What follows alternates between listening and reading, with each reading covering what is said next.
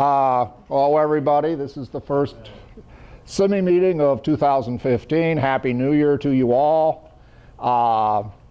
We've got a pretty full agenda tonight. I doubt if we're going to be able to, well, we might be able to cover the first two. We'll never get to the screening factors. As usual, I'm going to start off doing administrative items, and there's some interesting things in there tonight actually. And then we'll probably spend most of the time on what's called the universal investment strategy, which is in its own way very interesting. And then the famous twice-a-year algorithm review, where we look at all this stuff and then there's a question about, is any of it worthwhile? Okay, and so this is going to be the real-world tracking to figure out how did it do. Is there anybody new here tonight, first time, etc.? Okay. So the way this runs in general is we usually have two presentations tonight because the other guy got sick. I'm going to do both of them. And we keep everything up a Dropbox. So everything you see you can down on the screen here, you're going to be able to download. And then the last thing is we've got a Yahoo board that basically has communication between meetings. So, and feel free to scream out, okay, if you have any questions. All right, so with that, yes, so here's the legal disclaimer. Lots of words. Basically, don't believe anything I tell you. Administrative items. All right, so the next meeting will be here in February in the Saratoga Library. Now, the March meeting, both the Campbell and the Saratoga libraries are fully booked up. Just like last year, they're taken up a lot of by a lot of library events, which basically means tax IRS classes and that sort of thing. So the question that I have for people, I haven't checked the Los Altos library yet. You know, just raise your hand if you'd be able to make it to Los Altos if we held that in March. Okay, fair enough. For this size, you can try Westgate. There is another San Jose libraries are not open in the evenings in general. Okay, at least the ones in San Jose, my area. Yeah, Martin Luther King downtown is open. The other possibility is Harry's Hofbrau, which is down the way here, which is going to be hosting the Sector Surfer user group with Scott Judds here next week. You'll be hearing about that more in a second. So I'll check out Los Altos, and I'll put out a posting on the Yahoo board about where we're going to be able to meet. Okay. Yes, sir. I stopped by Harry's on the way here tonight. That's not ideal. It's not ideal, no. Well, they've got when I've been to Harry's, it's usually been for company events or major events, and they've got I'll call it a back room. I forget geographically where it's located, but they can close the doors, and semi-private, okay? So, but it's still, you know, it's off-brow, right? So, all right, let's see, but thank you. Upcoming events, so this Saturday, the AAII chapter here in Silicon Valley is going to have a tax presentation. This one's going to be done by a guy named Alan Pink. So if you're interested in taxes, we tried to get people here before, tried to get the tax presentation off in November of last year, and the tax people, for everybody we contacted, was just too busy. So that's why we're doing it in January. Sid's CTAG meeting is tomorrow. Yeah. Sid, I don't know if you have any words of wisdom you want to pass on. Davis is going to present some stuff for about half an hour, 45 minutes, and then we're going to check on the people who are doing year-end trade schemes and see if anybody's actually making any money. Yeah. I am. I've got some options that are expiring real soon that have gone up ever since I bought them in late December. So it's just astonishing. PRXL is their options on PRXL. Good man. Anybody making money in the last couple of days has got to have something going right. Okay, next up, Sector Surfer Joe. Talk to us about Scott Judds and Sector Surfer. Great, thank you, Al.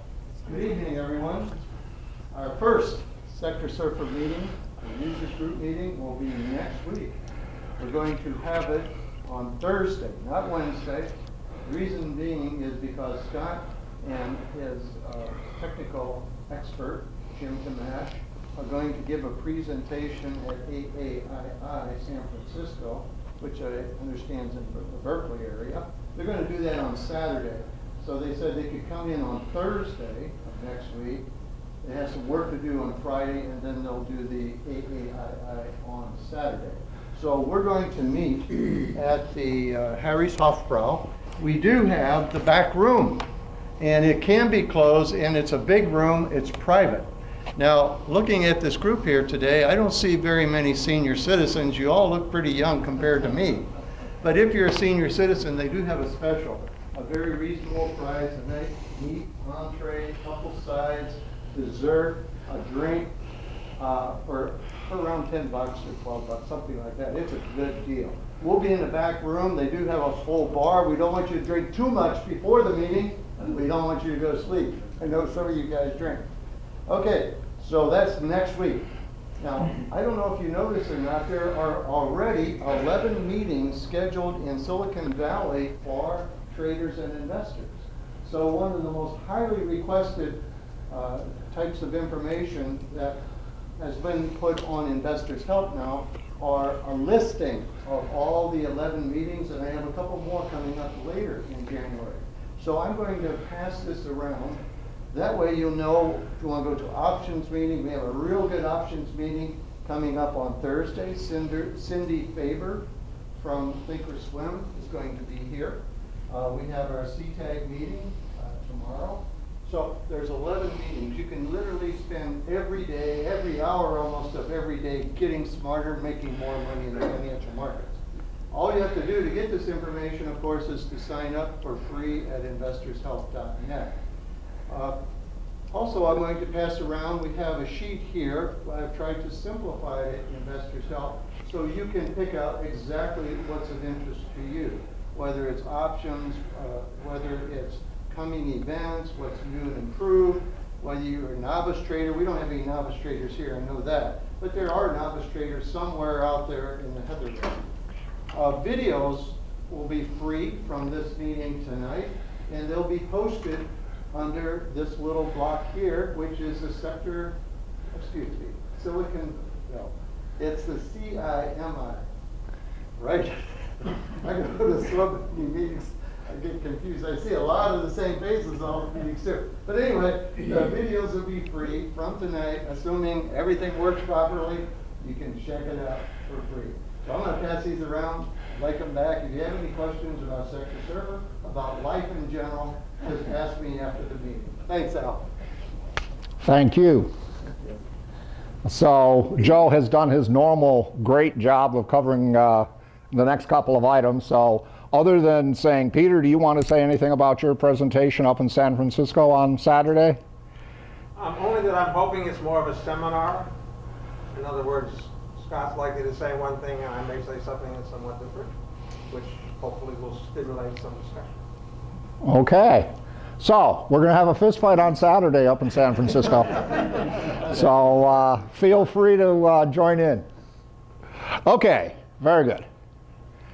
Next up, user presentations. As I said, I usually try and get somebody else up here besides myself to talk. The individual who volunteered had a conflict, so he wasn't able to do it. There's a bunch of good stuff out there right now. Tonight we're going to be talking about logical invest strategies. That's one of the two presentations. They've got lots of strategies. It's a very good site. Zmyslowski we're going to talk about shortly. They've got a lot of good strategies. And there's a new tool, well, not new, there's a tool out there that I ran into again from one of the board members, Portfolio Monkey, that is also worthwhile taking a look at. It does back testing using the efficient market, essentially tries to be on an efficient frontier given some set of ETFs or stocks you give it. So that's just some of the things that are sort of new. Anybody who's got any sort of interest in this, doesn't have to be a very formal presentation. You can just come up here and chat for a while. So if you're interested in that, give me a call, see me afterwards, etc.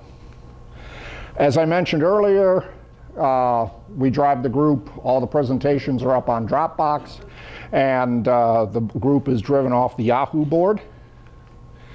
Since the last meeting, this is a little more interesting than normal. So we had a discussion last time about what happens in a rising rate environment, and will long-term bond funds do okay or not? And I presented some information, and then John Nicholas also came up with some stuff, and he posted it on the board, basically saying that, yeah, rising rate environments do not mean that your bond funds crash.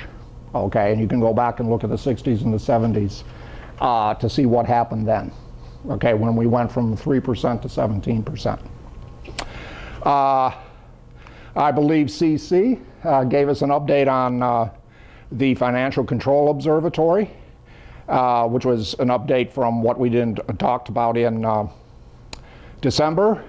Faber launched yet another new ETF, the Global Asset Allocator ETF.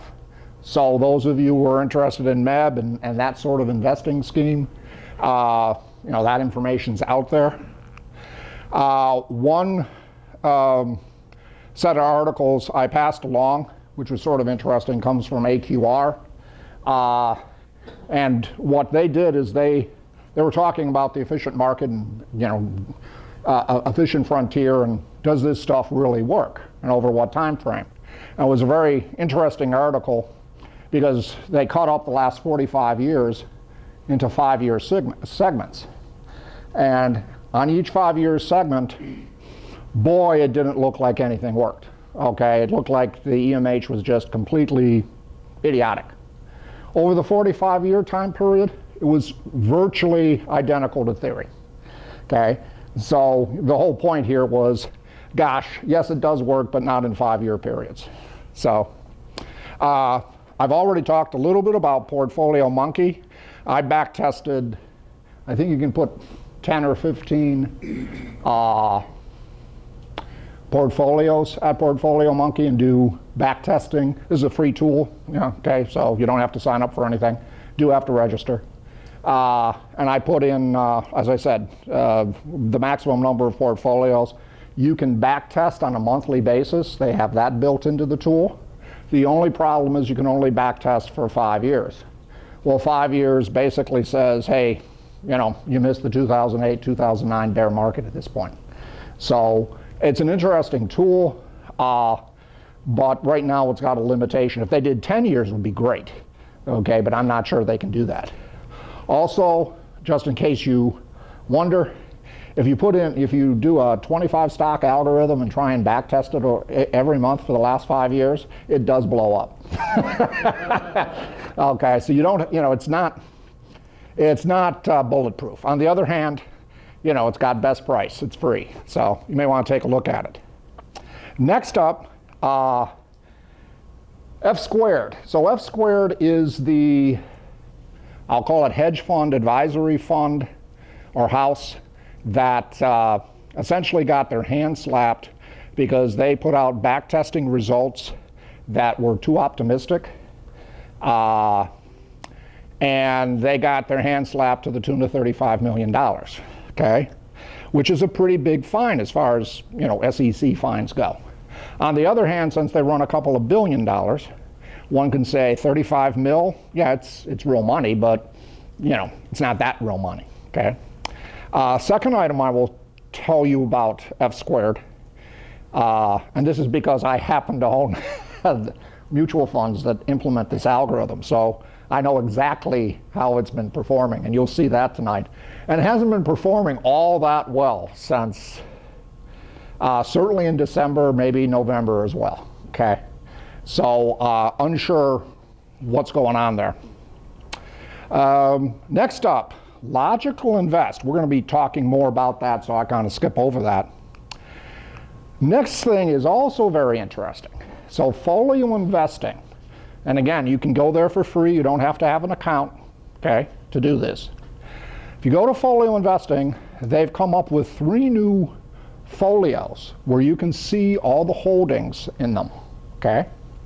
One folio is called the global market folio, which, if you're a believer in the efficient market hypothesis, it mirrors the global market capitalization of everything. So you go in there and you can see the weights of various asset classes around the world. So if you're really big into indexing, this is what you should be buying. Okay. Now, so that's interesting point. You can go there, they'll tell them, they've got a page on methodology, they've got a page on here are the holdings, so you can just go see what it is. The next thing is there's a new, I don't know if it's new, there is a site called Zmyslowski, V-I-Z-M-E-T-R-I-C-S, and they came into an arrangement with Folio Investing, and they provide 2 algorithms. And if this sounds like what we've been covering in November and December, as far as I can tell, it's freaking identical. Okay? They have a max Sharp portfolio, so you can just go there and it trades monthly, and effectively you can see exactly what Zmyslowski is doing. And for free, you can do this, you know, at Schwab or any, you know, wherever your brokerage is. Here's the list. They're telling you what the weights are. You can go implement it. Okay? It's the same ETFs that we talked about. It is identical. Okay? So I have a feeling they read the UBS papers too. Okay? Now the other thing is they have a version of the permanent portfolio there. Same thing. They are playing with weights and so on. Very much like what we did back in December, okay? So we're doing something right, and or somebody's reading what we're doing and implementing it. I don't think it's the second one. Zmyslowski also has their hook appears to be, you can go in there and they provide you a number of reports, and effectively it's visual in terms of risk-reward gains. It's an interesting site. After I get done with Logical Invest, that's the next site I'll probably be looking at. Okay. Yes, sir? What are those numbers? Oh, if you go on Yahoo, any Yahoo board, they number each message that is posted on the board. So, for example, this happens to be message number 753. And so I give you those numbers so you can go exactly there, because you can put a search term in and boom, you'll go right to the mail. How does folio investing give any hypothetical backtesting results? Yeah, yes. Yes and no. Okay, number one, I can't remember whether for free without an account you can do backtesting there. I just forget. I'm a member, or I have accounts there, therefore I can do it. But the backtesting they have is on present day weights, whatever's in the folio today. They'll say, yeah, backtested for the last 5 or 10 years, and they'll give you an equity curve.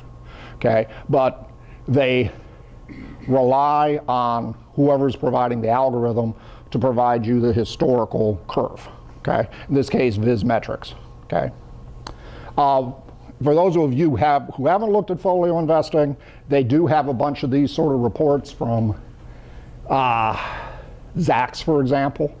Okay, so they have a number of folios that trade once a year down to once a week. Okay, and it's all public information because they reveal all the holdings and what happens. All you have to do is go take a look at it. Excuse me. Okay, next up. Market health indicators. This is boring, boring, boring.